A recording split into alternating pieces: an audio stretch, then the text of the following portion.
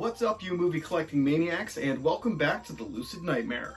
I'm your host as always, Jay Schatzer, and it is time for another movie haul. I have some awesome stuff, some Christmas cheer stuff, and some horror stuff mostly, I guess. But a little mixture of all kinds of things in there. But want to get you to check out some really cool films. I have some that are very topical for the holiday season that I actually just got done watching. I had a double feature, a very strange double feature. But yeah, let's get right into it. First up is one of the ones I just watched. Very strange, very unusual, and very weird. It is Santa Claus Conquers the Mars. And there's also a whole bunch of other Christmas stuff on here too. It's other holiday hallucinations. And this one is from AGFA. They put this one out recently, and I wanted to pick it up and check it out because I've never actually seen this one before until today.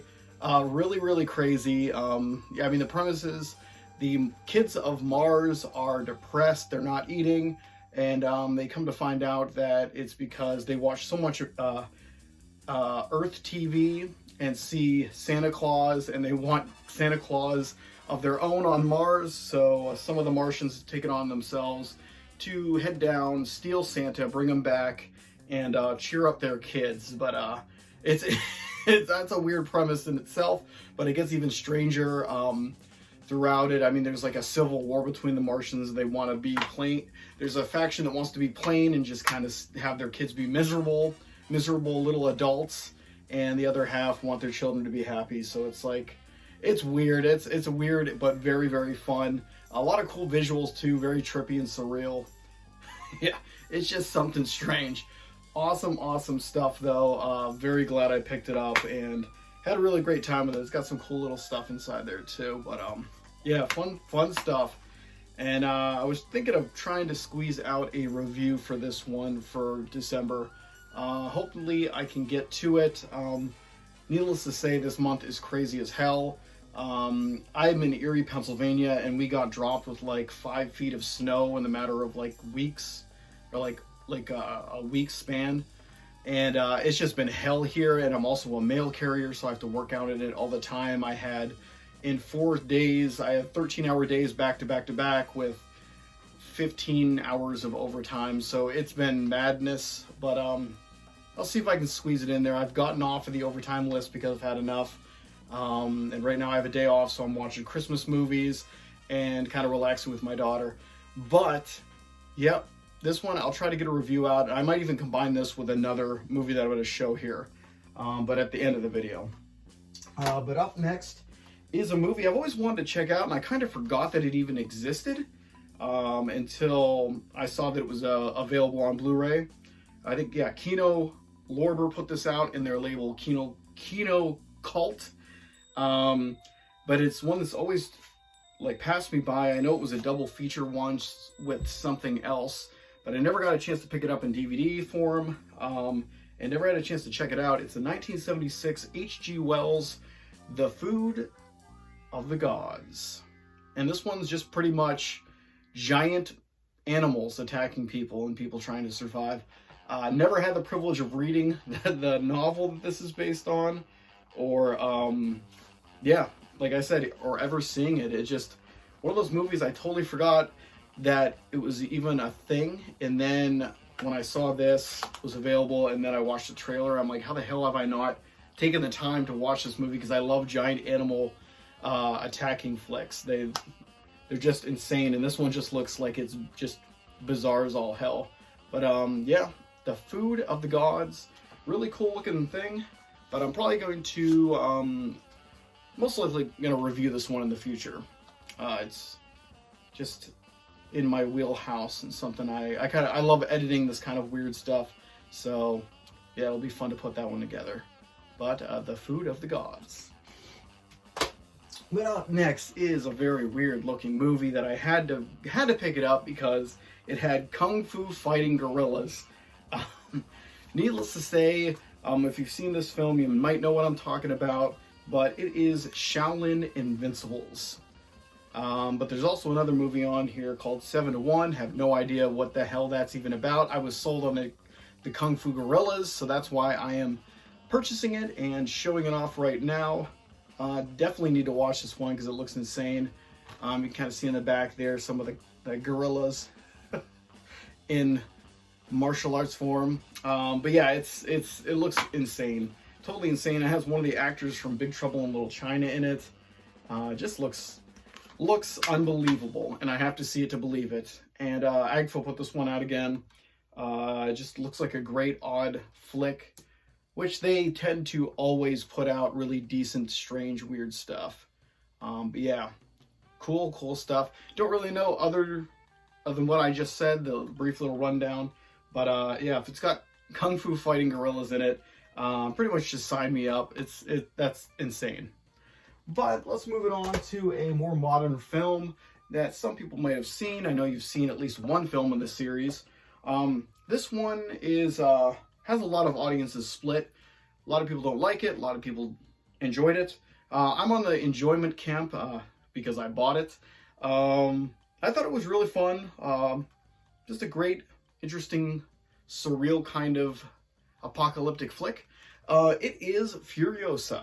And I would just say Furiosa. I don't really need to put in the Mad Max tale or whatever saga subtitle. I think that kind of takes away from the movie because it doesn't really have anything to do with Mad Max. It's more just centered around the Furiosa character. So why even throw that in there? It doesn't, I mean, that kind of puts fuel to the fire of people that wanted Mad Max in the movie. It's in the Mad Max world, but it's not centered on Mad Max. I'm okay with that, but I would love to have seen Mel Gibson come back and reprise the role. But yeah, whatever. I think it's a cool film. And Tom Hardy, he was never really Mad Max in my opinion. I love Fury Road, though, to death, and I think he did an amazing job on it, but he's not the Mad Max. I think it's just the first 3 films that are really my Mad Max, and the rest of this stuff in this series are just entertainment, and I'm really entertained by it. I think it's really awesome stuff. I think I like Fury Road better than Furiosa, but they're both interesting in their own right. They all have their own style and kind of approaches to the material, but yeah, I enjoyed this one a lot and picked it up. So there you go, Furiosa. But next up, very different film. This one is, I guess you could best describe as like I categorize it as a zombie film, even though they aren't really zombies, but it has that zombie feel, that desolate kind of weird, strange town where it's besieged by strange events, mostly in the forms of people that are just drones. Yeah, it's just an odd film, very awesome, but I had to pick this one up. I do have it, I think, on Blu-ray in another version, but I wanted to pick up this one because I know it's a new restored version. It's Messiah of Evil, and this is one of my favorites, probably one of the first films that I reviewed on the channel. It's just always been a really cool, surreal, artistic approach to some kind of a zombie film. It's like zombie film, witchcraft, it's all kinds of different things. It's a very interesting movie. But and there's the original poster underneath. Really cool stuff. I always like that poster. But who put this one out? Radiance put this one out. Do not own a lot of their stuff because they do get kind of pricey, but someone was selling this at a decent price, so I picked it up. Finally, I had my eye on it for a while because I wanted to upgrade. But yeah, Messiah of Evil, awesome stuff. And this next one, this next one's kind of strange, but it looks very, very entertaining. It just centers around a group of shipwrecked people that land on an island, and they're attacked by little tiny midget creatures that look like the little creature in that Trilogy of Terror segment. This is Attack of the Beast creatures. A very low budget film, made in the 80s, totally outrageous looking, where people are just running around the woods trying to get away from these little creepy little bastards. Yeah, it looks like a lot of fun. I've seen a few reviews of this one, and I was like, I have to check this one out for myself because it does look like a good time. But picked it up. Agfa put this one out. And I don't know if you guys go by the American Genre Film Archive, or if you say AGFA, I'm just gonna say AGFA because it's a fun word to say. But yeah, fun stuff. Really, really looking forward, because I haven't checked this one out. I want to see it for myself, but yeah, good stuff. But moving on to a classic that I have been wanting to upgrade to Blu-ray for a long, long time, but this version has always been out of print, very expensive. It was still kind of expensive when I bought this, but I used some of my tip money from my route to get the funds for it, so I didn't feel so bad. But this one is H.P. Lovecraft's Bride of Reanimator. And yeah, this one was put out by Arrow, and it's been out of print for a very long time. And there is another, I think this is the version that's an all region, but it's an overseas version or something. I don't know, but finally picked it up. And now I have the, well, I guess the essential Reanimator films on Blu-ray. And this is the second one in the Reanimator series. Of course, the first Reanimator is an absolute classic, but this one is very, very good. A lot of people don't really talk about it as much, but it is fantastic. And I actually did a review on it a long time ago. But yeah, awesome, awesome film. Finally having the collection. If you want to know, I got it for $50 or $55 at a local used store. Saw it in there and I'm like, you know what, I got to get it. I could probably for a little cheaper somewhere else, but I saw the physical copy there, and I like finding things out in the wild because it's so rare. I went to Best Buy, no movie section, because I was going to pick up Alien Romulus and Godzilla Plus -1. No movies anywhere now at my local Best Buy. Target, went to that next door. No physical media anywhere in sight. The only last resort, I guess, now is Walmart or used stores. It's kind of a sad turn of events, but the good news is the boutique labels are thriving. I mean, there's never been more releases in my lifetime from movies than through all these like boutique labels like Arrow, Severin. Their Film Masters is starting to come out with a whole bunch of awesome stuff. Vinegar Syndrome. All these guys are really just going above and beyond, bringing movies I never thought I would ever see in my life.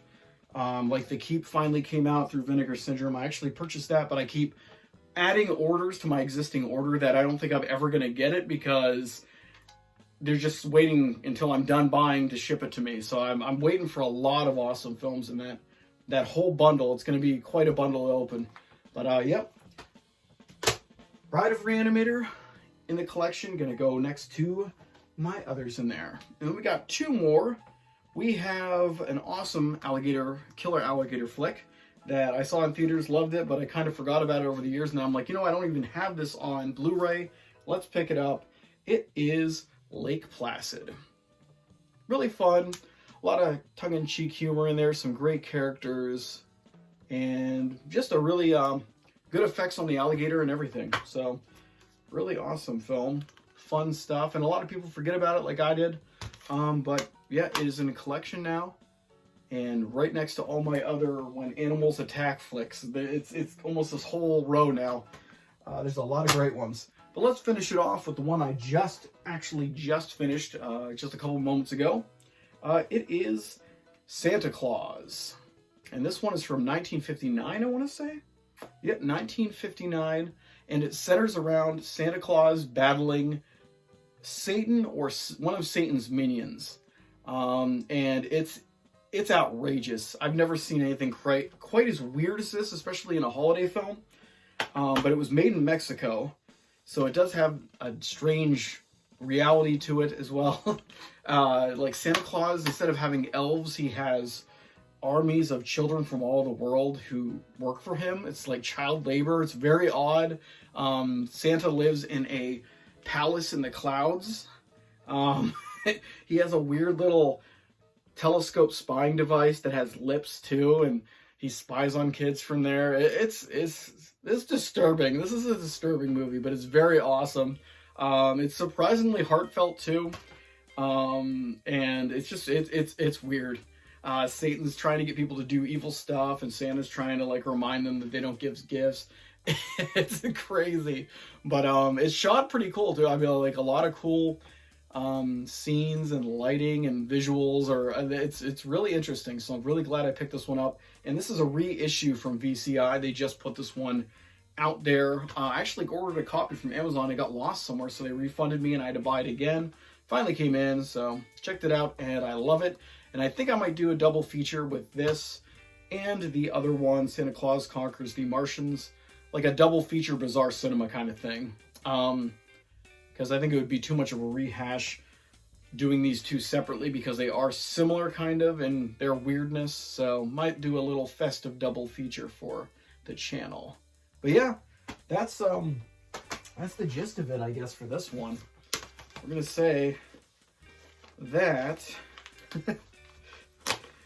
what a collection. But there you go.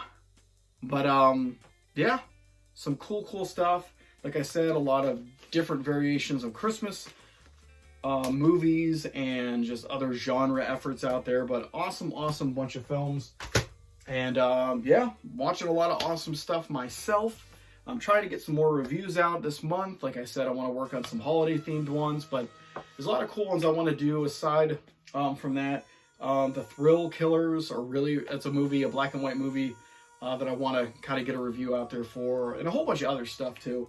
But yeah, that's it. So hope you guys are doing well. Hope you're having a good holiday season, and staying safe and staying out of trouble and watching a lot of awesome flicks. And happy Friday the 13th yesterday. I didn't watch one Friday the 13th movie for the first time in a long time, but it's always in here. But guys, take care, stay out of trouble, and I will see you later. See ya.